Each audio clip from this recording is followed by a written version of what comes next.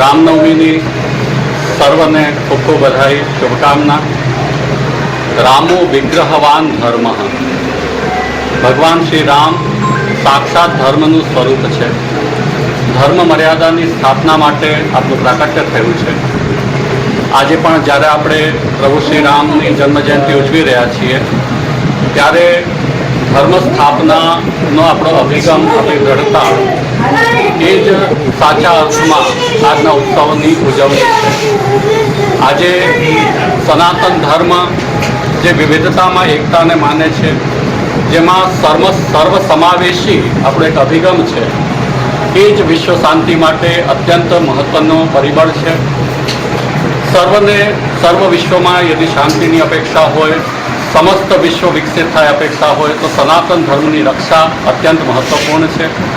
આજે આપણે સૌ સંકલ્પ લઈએ કે આપણે એક રહીશું અને સંગઠનના ભાવ સાથે આપણે સ્વકર્તવ્ય પરાયણ રહીને અને આપણી ગૌરવપૂર્ણ સંસ્કૃતિની રક્ષા માટે પ્રતિબદ્ધ થઈશું।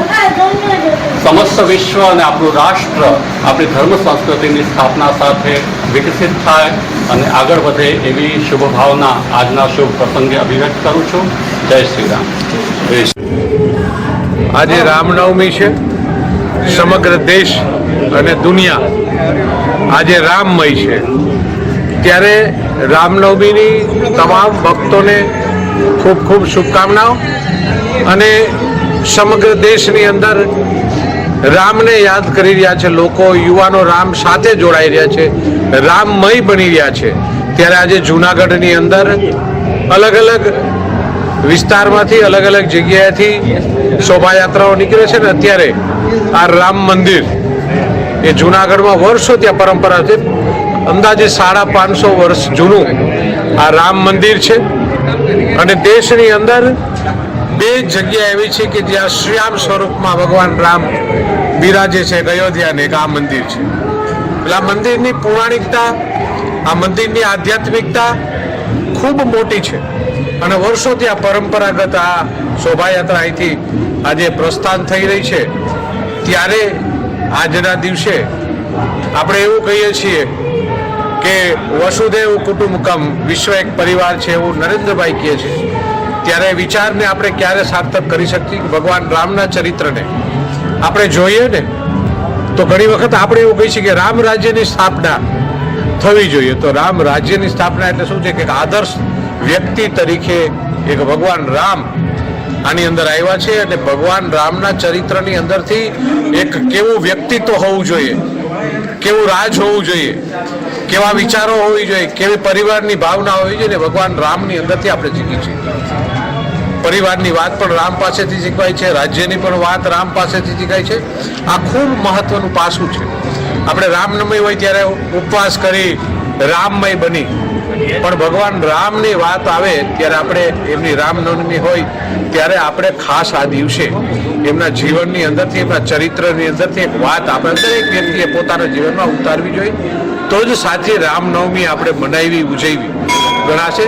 કારણ કે દરેક લોકોની અંદર રામ વસશે, રામની વિચારો વધશે, રામના ભાવ વધશે ને તો જ આ બધું વિશ્વ એક પરિવાર થશે અને દેશની અંદર, દુનિયાની અંદર રામ રાજ્યની સ્થાપના થશે, એમાં કોઈ શંકા નથી। અને નવા યુવાનો પણ આની અંદર જોડાઈ રહ્યા છે। જે રીતે ધર્મની અંદર હિન્દુ જાગરણ મંચ હોય, અલગ અલગ સંસ્થાઓ હોય, યુવાનો આની અંદરથી જોડાય અને રામમય બની રહ્યા છે અને યુવાનોની અંદર નવી ચેતના છે। આપ જોશો હમણાં રથયાત્રા નીકળશે, ભગવાન રામ સમગ્ર શહેરની અંદર પરિભ્રમણ કરીને લોકોને દર્શન આપીને આશીર્વાદ આપવાના છે।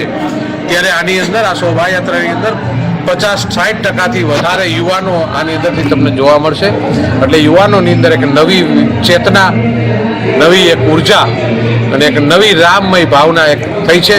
એ જ દેખાડે છે કે આ દેશ એ સનાતનીનો દેશ છે, આ દેશ એ ઋષિ પરંપરાનો દેશ છે અને આ દેશ એ રામનો દેશ છે એવું પ્રસ્થાપિત થયું છે। ફરીથી આજના દિવસે રામનવમીની ખૂબ ખૂબ શુભકામનાઓ।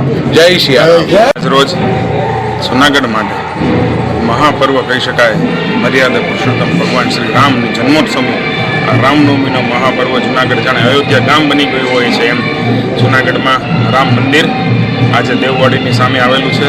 આ પૌરાણિક મંદિરથી વર્ષોથી પરંપરા છે. આખા ગામમાં ભગવાન શ્રી રામની શોભાયાત્રા નીકળે છે અને આ ભગવાનની શોભાયાત્રામાં ગામ જાણે ઉમળકાભેર આનંદભેર જય શ્રી રામના નારા સાથે આખું ગામ ગુંજી ઉઠે છે. ત્યારે જૂનાગઢ વાસીઓને આ મહાપર્વની અને ચૈત્રી નોરતાને આજે નોમની પણ ખૂબ ખૂબ શુભેચ્છાઓ અને ભગવાન શ્રી રામના આશીર્વાદ આખી જૂનાગઢની જનતા ઉપર એ સર્વેની સુખાકારી, સર્વેનું સ્વાસ્થ્ય જળવાઈ એવી ભગવાન શ્રી રામ પાસે પ્રાર્થના. અસ્તુ. ભારત માતા જય. કાર્યક્રમનું કઈ રીતની વાત છે? આજનો કાર્યક્રમ છે આજે રામનવમીના દિવસે જ્યારે જૂનાગઢમાં 3 ભવ્ય શોભાયાત્રાનું આયોજન થનાર છે. જોશીપુરામાં સવારે 8 વાગે સરસ મજાની શોભાયાત્રા સૂર્ય મંદિર મુકામેથી 7 કિલોમીટરની ભવ્ય નીકળી. બીજી આ શોભાયાત્રા અત્યારે રામ મંદિર મુકામે, અત્યારે દેવવાડીની મુકામેથી આખા નગર ચર્ચામાં, નગર યાત્રામાં કાળવા ચોક સુધી યાત્રા જશે. ત્રીજી શોભાયાત્રા એટલે રામ મંદિર ઝાંઝાડા મુકામેથી આ યાત્રા શરૂ થઈ અને સિદ્ધાંત મહાદેવ મંદિર સુધી આ આખી ભવ્ય શોભાયાત્રા થવાની છે. આખું ગામ જાણે રામમય થઈ ગયું હોય એમ દરેક વિસ્તારના લોકો પોતપોતાની ભક્તિ, શક્તિ, આરાધના અને પ્રભુ શ્રી રામની પ્રત્યેની આસ્થા અને પ્રેરણાને લઈને ભગવાન શ્રી રામ પાસેથી કંઈક શીખી શકાય, ભગવાન શ્રી રામના આદર્શો ને પોતાના જીવનમાં ચરિતાર્થ કરી શકે શુભ હેતુથી આ ભગવાન શ્રી રામને યાદ કરવામાં આવે છે. જય જય શ્રી રામ.